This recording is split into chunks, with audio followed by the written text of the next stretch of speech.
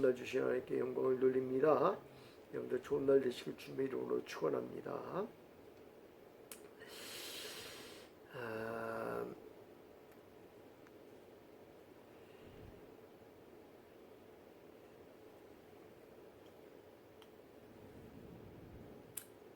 바울이 전도하고 있는 곳, 복음을 전파하고 있는 곳은 지금 예루살렘으로부터 상당히 멀리 떨어진 곳입니다.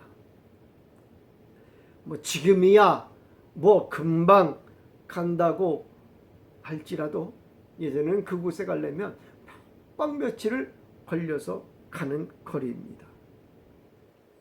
바울은 데살로니가 교회가 유대에 있는 하나님의 교회를 본받는 교회가 되었다라고 이야기해주고 있습니다. 여러분, 선교사들이 우리나라에 복음을 전해준 것이 100년 전의 일입니다. 그때부터 우리에게는 다른 이름이 붙어 다닙니다. 예수쟁이라고 하는 별칭이 붙어 다닌 것입니다. 그리고 이는 아름다운 이름으로 붙어 다니는 것이 아니었습니다.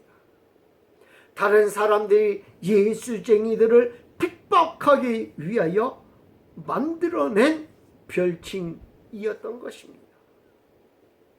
그러던 어느 시점에서는 이 이름이 정말 예수님을 믿는 사람으로 전환되어 버렸습니다. 이 이름으로 호칭되는 사람들을 일컬어서 정말로 예수님을 잘 믿는 사람들이라는 별칭으로 불렸던 것입니다. 어느 시대이건 처음 복음에 들어간다라고 하는 것은 이처럼 어려운 것 같습니다. 데살로니가 교회가 유대에 있는 교회를 본받는 교회였다라고 말해주고 있습니다. 바울은 교회가 어떤 모습을 가지고 있어야 하는지를 말해주고 있는 것 같습니다. 개혁교회라는 이름으로 교회가 시대를 따라가는 것도 참 중요합니다. 그러나 그 중심에는 변하지 말아야 하는 것이 늘 있는 것입니다. 복음의 본질이 변하면 안 되는 것처럼 교회의 본질도 변하면 안 되는 것들이 있다라는 것입니다. 복음을 전하기 힘들다고, 복음 전하는데 방해가 된다고, 복음의 본질이 변하면 복음 같으나 복음이 아닌 겉모습은 복음의 형태를 띠고 있지만 속사정은 아직도 변화받지 못한 모습으로 있다면 그것은 교회라고 할 수 없는 것입니다. 겉모습만 교회의 형태를 가졌다고 교회가 아닌 것입니다. 우리가 그런 모습의 형태를 가지고 있는 교회들을 너무나 많이 대하는 모습을 보게 됩니다. 예루살렘 교회의 특징은 무엇입니까? 이는 교회의 특징이기도 한 것입니다. 예수님이 부활하시고 승천하신 후에 교회는 새로운 시대를 맞이합니다. 바로 성령의 시대입니다. 예수님이 친히 내가 가면 그를 보내주시겠다라고 하셨습니다. 또 예수님이 승천하시면서 제자들에게 그를 기다리라고도 하셨습니다. 사도행전 1장 4절 말씀에 사도와 같이 함께 모이사 그들에게 분부하여 이르시되 예루살렘을 떠나지 말고 내게서 들은 바 아버지께서 약속하신 것을 기다리라. 요한은 물로 세례를 베풀었으나 너는 맨날에 못되어 성령으로 세례를 받으리라 하셨느니라. 예루살렘 교회는 마가의 다락방에서 함께 모여 성령을 기다렸습니다. 그렇게 성령의 시대를 맞이한 것입니다. 성령의 시대는 제자들에게 놀라운 변화를 주었습니다. 유대 병정과 로마 병정을 피해 숨어만 숨게 듣기만 했던 그들을 복음의 창으로 끌어내는 역할을 하였던 것입니다. 유대인들은 어떻게 하면 예수님을 믿는 그리스도인들을 죽이려고, 아니 믿지 못하게 하려고 안간힘을 썼던 시기였습니다. 그럼에도 그들은 성령에 이끌려 복음을 증거하는 교회였던 것입니다. 성령의 시대에는 각양 은혜가 하늘로부터 임하던 시대였던 것입니다.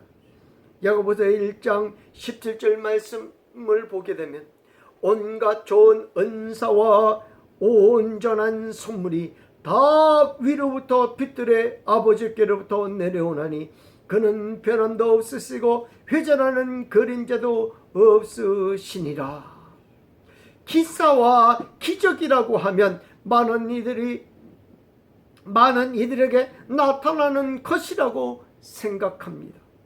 나와는 상관없는 다른 사람들의 이야기라고 생각합니다.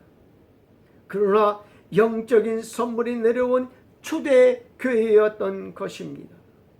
영적인 선물은 다른 이에게도 내린 선물이지만 본인에게도, 아니 성도에게 내린 선물인 것입니다. 고린도 교회에서는 이를 성령의 은사라고 분명히 말하고 있습니다. 고린도전서 12장 4절 이하의 말씀 보면 은사는 여러 가지나 성령은 같고 직분은 여러 가지나 주는 같으며 또 사역은 여러 가지나 모든 것을 모든 사람 가운데서 이루시는 하나님은 같으니 각 사람에게 성령을 나타내시면 유익하게 하려 하심이라. 얼마나 성령의 역사가 강력하게 나타나셨는지를 알 수 있는 것입니다. 고린도 교회만의 역사가 아닙니다. 예루살렘 교회로부터 이러한 역사가 나타났습니다. 그래서 일부 사람들은 이를 돈 주고 사려고까지 했습니다. 고린도 교회에서는 이러한 은사를 두고 갈등까지 생긴 것입니다. 하나님이 우리에게 하나님의 은사를 왜 주셨는지를 살펴야 하는 대목이기도 합니다. 고린도전서 4장 7절 이하의 말씀은 누가 너를 남달리 구분하였느냐? 내게 있는 것 중에 받지 아니한 것이 무엇이냐? 내가 받았은즉 어찌하여 받지 아니한 것 같이 자랑하느냐? 모두 하나님으로부터 받은 은사인 것입니다. 그러므로 자랑할 것이 없습니다. 내가 너보다 더 나은 것도 없습니다. 나아가서 내가 더 나아서 주신 것이 아닙니다. 더 나으라고 주신 것이 아니라는 것입니다. 하나님 나라의 복음을 위한 선물인 것입니다. 예수 그리스도의 몸인 교회를 든든히 세우기 위한 선물인 것입니다. 복음이 전파될 때 예루살렘 교회는 3,000명, 4,000명씩 회개하고 세례를 받았습니다. 또한 데살로니가 교인들은 고난을 받은 자가 되었다라고 말해주고 있습니다. 데살로니가 교회의 교인들은 이 점에 있어서 유대에 있는 교회와 차이가 없다라고 말해주고 있습니다. 예루살렘 교회의 핍박은 바울이 가장 잘 알고 있었습니다. 자신이 핍박의 최전선에 있었기 때문입니다. 데살로니가 교회도 예루살렘 교회가 받는 핍박을 받았다라고 한 것입니다. 14절 16절 말씀을 보면 형제들아 너희가 그리스도 예수 안에서 유대에 있는 하나님의 교회를 본받는 자 되었으니 그들이 유대인에게서 고난을 받음과 같이 너희도 너희 동족에게서 동일한 고난을 받았느니라. 유대인들은 주 예수와 선지자들을 죽이고 우리를 쫓아내고 하나님을 기쁘시게 하지 아니하고 모든 사람에게 대적이 되어 유대인들 중에 악한 사람들이 있어서 유대에 있는 하나님의 교회들을 핍박하였던 것처럼 이방인들 중에서도 악한 이들이 있어서 데살로니가 교회를 핍박하였던 것입니다. 예루살렘 교회는 어떤 핍박이 있었습니까? 예루살렘 교회는 예수님을 믿는 자들을 잡아 감옥에 가두었습니다. 그리고 죽임을 당하게 했습니다. 그 일을 앞장선 사람이 바울이었던 것입니다. 그들이 그렇게 핍박한 이유는 무엇이었습니까? 신명기 17장 7절 이하의 말씀을 보면 이런 자를 죽이기 위하여는 증인이 먼저 그에게 손을 댄 후에 뭇백성이 손을 댈지니라. 너는 이와 같이 하여 너희 중에서 악을 제할지니라. 사도행전 7장 58절 말씀에 성 밖으로 내치고 돌을 칠세 증인들이 옷을 눕혀서 사울이라 하는 청년의 발 앞에 두니라. 다른 도를 전하는 자들을 어떻게 해야 하는지를 기록하고 있는 것입니다. 하나님이 아닌 우상을 들여온 자들을 어떻게 해야 하는지를 기록하고 있는 것입니다. 증인이 먼저 돌을 들어 치고 그 증인들의 말에 신빙성이 있을 때 모든 사람들이 돌로 치게 되어 있는 것입니다. 대표적인 희생이 여기에 희생된 사람이 바로 스데반 집사였던 것입니다. 증인들이라고 할 때 가장 가까운 증인들로부터 돌로 치게 되어 있습니다. 가장 가까운 증인이라고 하는 것은 누구입니까? 바로 가족들입니다. 친척들입니다. 가족들로부터 돌로 치라고 하는 것입니다. 돌을 던지라고 하는 것입니다. 데살로니가 교회도 같은 고충이 있었습니다. 가족 중에 한 사람이 예수님을 믿는다면 그 모든 가족들이 그 한 사람을 내쫓다시피 했던 것입니다. 뿐만 아니라 당시의 데살로니가 교회는 동족인 헬라인으로부터 핍박을 받았습니다. 어떤 핍박입니까? 바울이 예루살렘 교회에서 행했던 교회를 향한 핍박입니다. 예수와 선지자를 죽인 것입니다. 또한 무리를 쫓아낸 것입니다. 하나님을 기쁘시게 아니했다라는 것입니다. 대적이 되었다라는 것입니다. 이방인에게 복음 전하는 것을 금하였다라는 것입니다. 이런 일들이 예루살렘 교회에 있었습니다. 예루살렘 교회는 유대인들의 핍박으로 인하여 흩어진 교회로서의 사명을 감당하는 교회가 되었던 것입니다. 전에는 예루살렘에 모여 예수 그리스도의 무엇을 기다립니까? 재림을 기다렸습니다. 그러나 이제는 그들이 흩어진 교회로서의 사명을 감당하는 무엇 때문에? 예루살렘의 핍박 때문에 이제는 흩어진 교회로서의 사명을 감당하는 교회가 되었던 것입니다.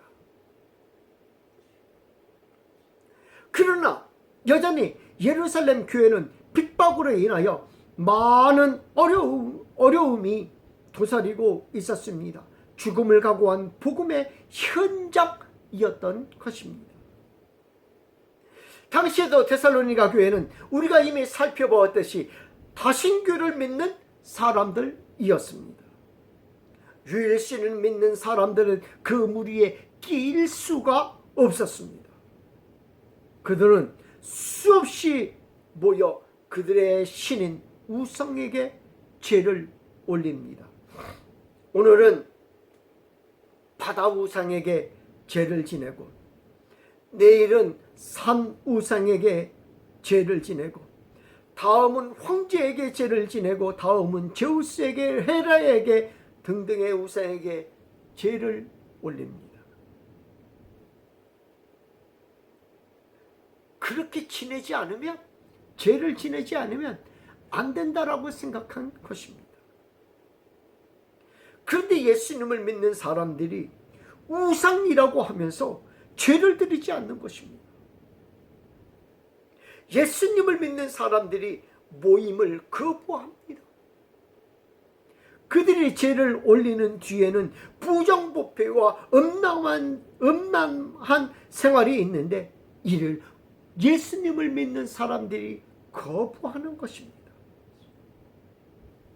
당연히 예수님을 믿는 사람들을 그들이 배척하기 시작했습니다. 그들과 함께 있으면 자신들도 부정부패에 손을 떼야 하고 음란한 생활을 청산해야 하기에 예수님을 믿는 사람들과 거리를 두기 시작합니다. 그러나 순식간에 교회가 성장하자 이들은 두려움을 느끼게 되고 예수님을 믿는 자들을 고소하게 됩니다. 이들은 황제를 믿지 않는다는 가장 큰 죄를 덮어 씌웁니다. 황제는 그 당시 태양이었습니다. 그 당시 주였습니다. 그 당시 신이었습니다.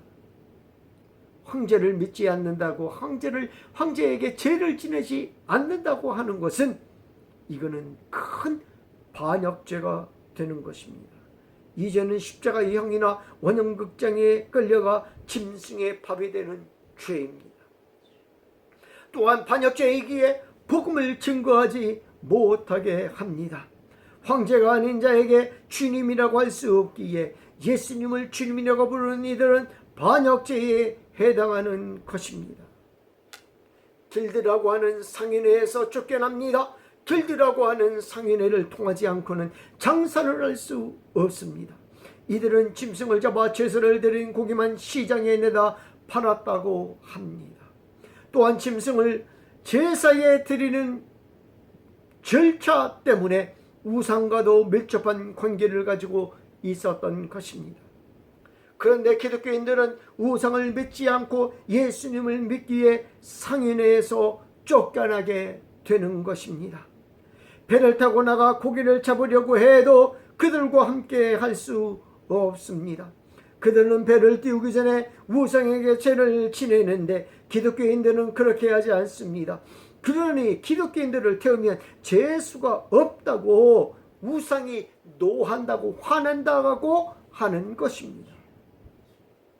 이런 환경을 바울은 예루살렘 교회가 받는 핍박을 본받는 교회라고 말했던 것입니다.